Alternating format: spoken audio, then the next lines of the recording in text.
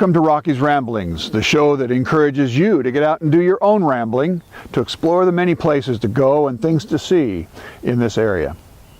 I'm Rocky Rockwell, I'm your host, and this is a very special program, one that commemorates Thomas Jefferson, our third president.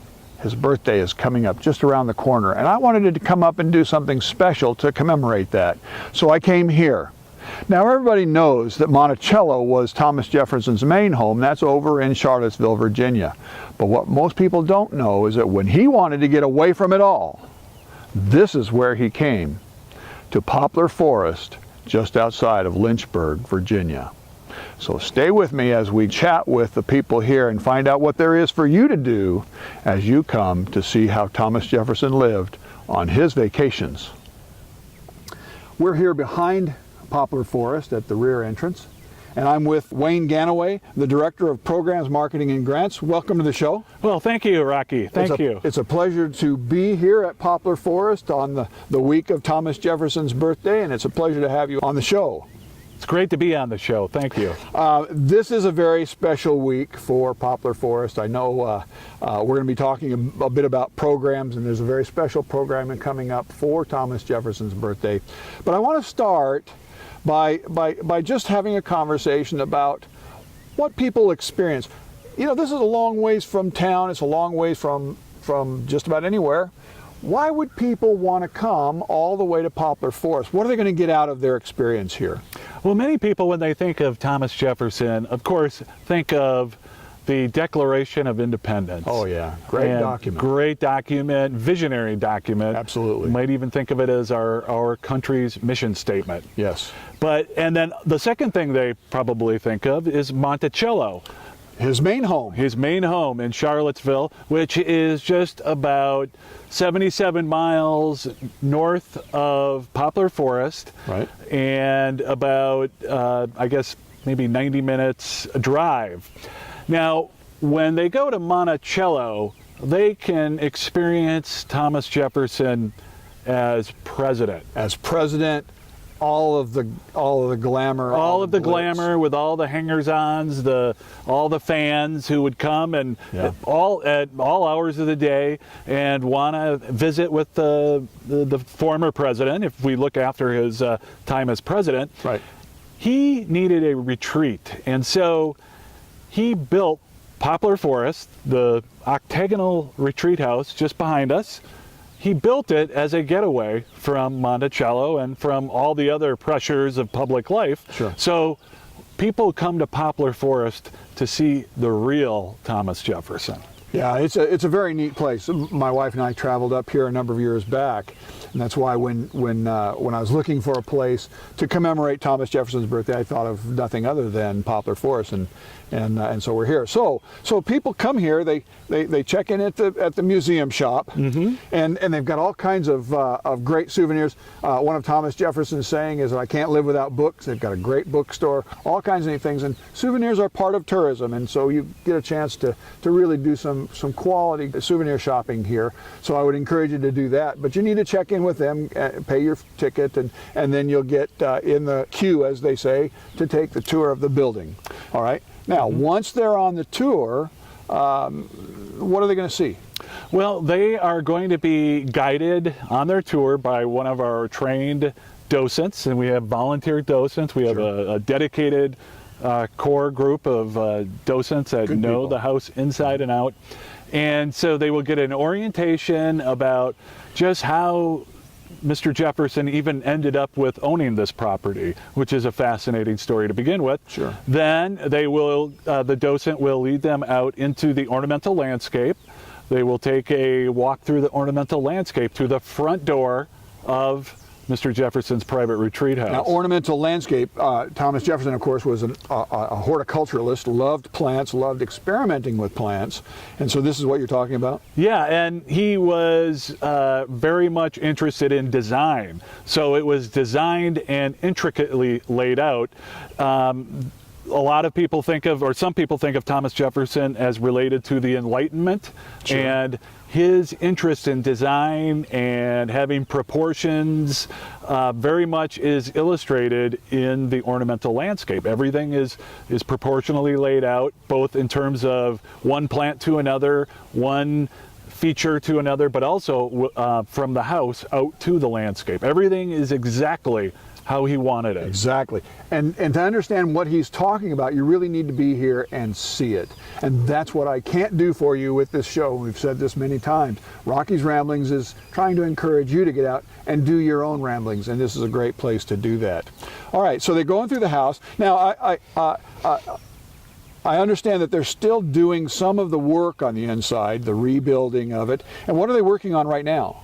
Well, now they are our skilled craftsmen who use the authentic tools and authentic methods from the late 18th, early 19th century, are crafting the finishing architectural trim inside the house. So these are the decorative features of the cornice, the window trim, the trim that makes it pop. That's right. It's what really gives it that sense of warmth. Really, yeah, it gives it absolutely. a sense of warmth. Yep. And you get in a chance to actually see the craftsmen working if you come and visit right now, because they're working on that, and they do that during the day, and you can see them work with the actual tools, with the actual skills, just like the Jeffersonian days. It's just really cool to watch all of that. It is, and unlike a lot of other historic house museums, we have no ropes. You can go into every single room. You can sit in the chairs because they are actually reconstructed chairs, and you can really get comfortable. That is what the feel we want Poplar Forest to have, is one of being relaxed, not hurried, welcoming, unhurried, very relaxed. And so we're not going to rush you around. You can ask questions of our docents. Sure. And so you'll go through each room in Jefferson's retreat house, his bed chamber, his parlor, his dining room, which is fantastic. Yeah. Incredible space. It's a 20 foot by 20 foot exact cube. Wow. So that goes back to his exacting nature. Everything exact. Yeah. Well, and this is one of the things, when my wife and I came up here to visit, that's one of the things that we noticed. We've been to a lot of the president's homes. We've been to a lot of restored places, and a lot of them you run through like a herd of cattle, and you're told what they want to tell you, and you don't have time for questions because there's a tour right behind you, and there's this sense that you're going to get what they want you to get. Here at Poplar Forest, the docents are really working to make sure that you get the experience that you want, and you actually get a chance to see and hear what you want from this. So it's really, I commend you for that setup in the way that you run your docents, and it's just great. Well, it's complementary to how Jefferson wanted it to be here at Poplar Forest. He wanted it to be relaxing. He wanted it to be good for the mind. Good for the mind. Good for the mind. Jefferson was all about what's good for the mind. Wayne, we're going to have to take a commercial break. When we come back, we're going to talk about special programs, special tours. If you'd like to come and see the place as a big group, how you go about doing that. We'll be right back.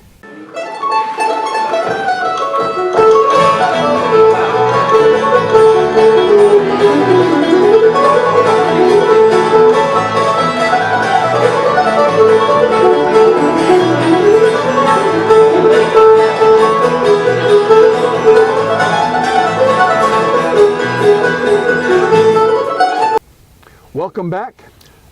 We spent the first segment of the show talking about what you as visitors are going to get out of a visit here. Now we're going to shift a little bit and talk about if you're part of a large group, you've got a club, school, whatever, that wants to come, what do you have in terms of special tours?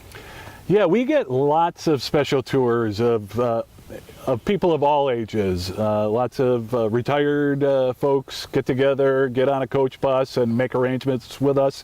We can arrange lunch for you to be here waiting for you, and then you get a special tour. So what are we having today? Well, we got the best sandwiches you could ever think of. So yeah, lots of good tours. We have a few specialty tours you can take, but all you need to do is go to our website, www.jeffersons.com, www.poplarforest.org. And I will have that on my website, rockysramblings.com. So all of this information, I'll try to make sure that I put as much of that on there as possible. So, you'll want to go to the website and get all that information. Yep, and then you can just give us, you'll contact us through the website, and one of our fine folks will get in touch with you and get it all set up for you. So that's the group tours, and we have lots of group tours. And you do that specifically for schools? We also do it with schools, too. Okay. With schools, we have probably almost 5,000 school kids a year come through Poplar Forest, and we have a special program called Hands-on History, where kids learn how to do a lot of the things that were required to make this beautiful house that we have here. For example, making bricks, where they can actually themselves make a brick. How to write with a quill pen. They get to draft their own Declaration of Independence. Because after all, I don't know if you knew this, Rocky, but Thomas Jefferson had more than one draft in writing the Declaration of Independence. That's right. Yeah. So, in fact, I have a copy of the draft that he brought to the Continental Congress. So absolutely. So, and then, I love this Thomas Jefferson stuff. and then lots of other things for kids to do. And then they get a special tour of the house, of the kitchen. We have a working kitchen here. So lots of things for the kids to do, the students to do as well. We are working all the time to try and develop new, what we call elective tours. These are tours that maybe you take the regular tour and you want to learn more about what's going on at Poplar Forest, or what happened when Jefferson was here. Well, we have a tour that's available on the weekends. It's called our Enslaved Community Tour. It's important, Rocky, to remember that this incredible piece of architecture was located in the middle of a slave plantation. Yep. So it's a really compelling stories that we tell on this Enslaved Community Tour. Well, great. And we are coming up with a new tour called the Women's History Tour, and we're hoping to offer that on Mother's Day. All right. So two extra tours. Yeah, 2 extra tours. So you've got the regular tours, you've got specialized tours, these new tours that you're coming up with, and I'm sure that if people want something specific, they could call you and chat with you and maybe work it out to be just what they want. Exactly. Yeah, we can custom the experience very much. That's one of the benefits of being a smaller organization. Sure. A smaller organization, which takes us to another thing that we need to talk about. A small organization means constant fundraisers, looking for ways to bring people in, getting people involved. You have a membership program, and I'm sure that that's a lot of where your funds come from. Those sides. Explain what's involved in that. Sure. We invite folks to become members. It's a way of being part of the legacy of Thomas Jefferson, and being a steward of the legacy of Thomas Jefferson. You can become a member. A family membership, good for a year, allows you to get free admission with your family, and you can come back as many times as you like, and so also get a discount in the museum shop with the membership. And there are other ways to give as well. Yes, we mainly are able to pay the bills by private donations. We get very little from the federal government or state government. So, private organization. There's a tendency to think that the government can do it, give it to the National Park Service, give it to an agency, the federal government will do it for you. But this is a private organization that's doing this, and it makes it a very unique experience. But it also means that they've got to find private dollars to put it together, and volunteers. You have a volunteer program. We do. We have a robust volunteer program. We have about 50 volunteers that are active, and our volunteers give tours of the house, of course, but we also have volunteers in our hands-on history program working with school kids, as well as greeting visitors when they come into the museum shop. I had an opportunity just a little bit ago to run into Travis McDonald, and I want to take a break to give that interview because he talks about the hands-on, because he's the director of the restoration of the building. We're going to go to that, and we will be right back with Wayne and wrap up the show.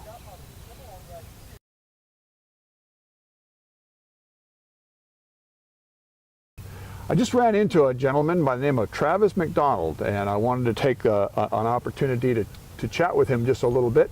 Travis is the Director of Restoration here at Poplar Forest, and it's just a pleasure to run into you, and thank you for agreeing to be on the show for a few minutes. And what can you tell us about how the architecture has been restored here at Poplar Forest?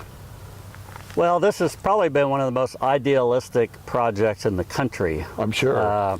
Which is, in Virginia, you know, a lot of the presidential houses are done privately, not the federal government, not the state government. But I'll argue that you can do it better privately with the right attitude. And but this has been a project where we've tried to restore Poplar Forest in the same way that Jefferson initially built it. Sure. Same techniques, same materials, same craftsmanship.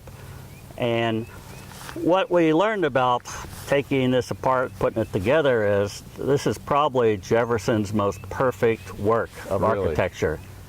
And then you would ask, well, why build a perfect work and never invite anybody to see it? And that's because it was all for himself. Right. This was his retreat home. This was his retreat. The year he's retiring from public life, 1809, he starts using this because he can't get the peace and quiet at Monticello. Right. And this was very important, but it was also kind of an inspiration to him in his retired years. Yeah, I'll bet it was. Now, as you can see by looking at it, it looks somewhat similar to Monticello, and it is sometimes called the Little Monticello. I don't know if the people here call it that, but he obviously used the same inspiration. Monticello he built first, right?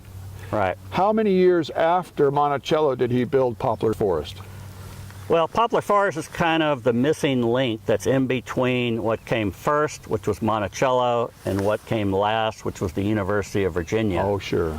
And Monticello was the experiment. It's built, it's rebuilt, but he's just finishing that after a 40-year project in 1809, which is the year he starts coming here when this is just a brick shell. Yeah. And he takes 14 years to finish this because every little bit had to be perfect. Sure. Well, that's Thomas Jefferson. Oh yeah. And so this has been a very important part of understanding all of his architectural work. Very good. When visitors come to the house today, we have two craftsmen who are making all of the interior moldings by hand, using antique tools, antique wood, just like Jefferson's craftsmen did it. Sure. That's the cool part about Poplar Forest. You've got workers actually working it. They've been doing it for a long time. And so really, you need to come up and see this place if you never have. I know you were on your way somewhere else, and I thank you for taking the time. I kind of grabbed him from what he was about to do on his own. And thank you very much. And thank you for what you're doing here at Poplar Forest. It's a very important work. And I thank you.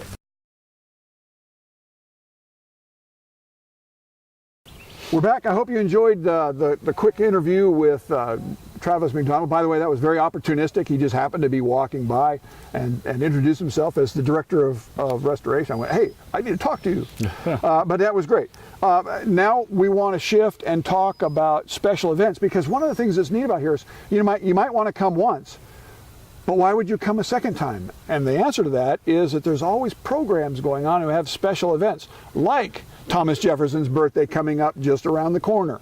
That's right. It's going to be Thomas Jefferson's birthday, and on that day we always have a birthday cake in his honor, but we also thought it would be neat and valuable to have a naturalization ceremony on his birthday. Naturalization ceremony. Tell the people what a naturalization ceremony is. Yeah, a naturalization ceremony is where new Americans, immigrants to our nation, go through the formal ceremony, and it's actually an official court proceeding, and they become citizens. There'll be a judge here and everything, and they're actually going to do the ceremony. You got to see this. Open to the public. Birthday party. Rocky, I got to tell you, it is a moving experience. Yeah. Sometimes we take our citizenship for granted. I go to this ceremony every time. I am moved almost to tears. It is truly moving. If you've never seen a naturalization ceremony, this is your opportunity. Thomas Jefferson's birthday. The date? That is April 15th. April. No, that's 13th. that's our craft beer event. April 13th. Yeah, April Thursday. 13th. Thursday, April 13th. Yes. And what time is the ceremony? The ceremony, show up at 10 o'clock to make sure you get a seat. You can't be late for the court proceeding. Got to be on time. So if you've never seen it, it's really worth doing. But that's just one of the events. Now, you talked about Saturday the 15th. You have another event coming on. Yes, a lot of people don't know that Thomas Jefferson's wife, Martha, she actually brewed beer at Monticello. And when she passed away, Jefferson had one of his enslaved workers be the brewmaster, learn how to do that. Well, we decided to have a craft beer festival here at Poplar Forest, so you can enjoy, sample some of Virginia's and the region's finest craft beers. So that's a lot of fun. Really great local food and local beer. Wonderful. So Saturday the 15th, you've got that event. And there are other events happening all through the year. Again, go to the Poplar Forest website, which I'll have on my website, and you can find out what some of these programs are and what's going on all through the year. Special events make this place very, very interesting, time after time after time. That's all the time we have, Wayne. I would love, these shows are just great. We were talking about the inspiration of this show, and I just love talking with people about what you as a visitor are going to get out of visiting some of these places that are not as well known as like the Monticellos of the world. So, so that's our show for today. As I close the show, I want to encourage you to get out and do your own rambling. I'm just getting home from a day of rambling up to Jefferson's Poplar Forest. I hope you enjoyed the show. I enjoyed visiting with Mr. Ganaway and Mr. McDonald. And I hope that you'll ramble up there to see it for yourself. If not for Jefferson's birthday, then sometime soon. And as you do, I hope that you'll be driving a safe, well-maintained vehicle, because that's very important. You need to get there and back safely. And here's your defensive driving tip for the week. If you're driving in heavy traffic, make sure that you're looking as far as you can to the forward, watching for the taillights coming on, because those taillights, as they start to blink on and off ahead of you, give you an indication that there's a problem ahead. Defensive driving, looking out way ahead. Until our next episode, here's wishing you safe rambling.